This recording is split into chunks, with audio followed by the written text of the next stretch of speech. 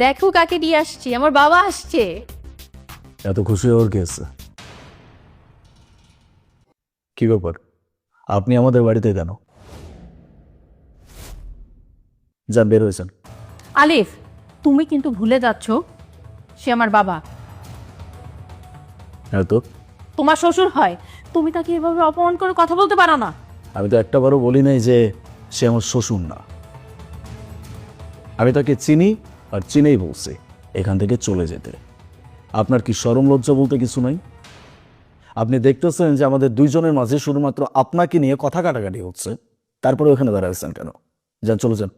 বাবা, আমি ঠিক বুঝতে পারছি না তুমি আমার সাথে এভাবে কথা বলছো কেন।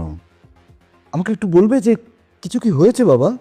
তুমি না পাগল হয়ে গেছো, কার সাথে কিভাবে কথা বলতে হয় সেটা তুমি ভুলে গেছো। আচ্ছা, আমি না একটা কথা বুঝতে পারতেছি না, আপনাদের কি এমন প্রয়োজন আমার বাড়িতে আসার? হ্যাঁ, 2-4 দিন পর পরই আমার বাড়িতে চলে আসেন, এত এখানে আসতে মন চায় কেন? আর আমার কথা কি আপনার কানে যায় নাই? আমি খুব সুন্দরভাবে বাংলা ভাষায় বলছি, আমার বাড়ি থেকে চলে যান, আউট। দেখো বাবা, আমি তো তোমাকে আজকে থেকে দেখছি না। আমি তো তোমাকে অনেক দিন যাবত দেখছি, তুমি তো এভাবে কথা বলো না কখনো।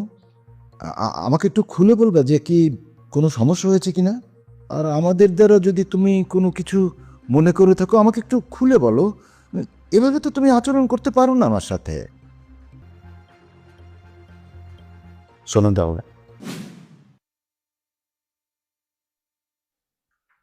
ভাইয়া, ভাবি, কি ব্যাপার, তুমি তুমি এই বাড়িতে কি করছো?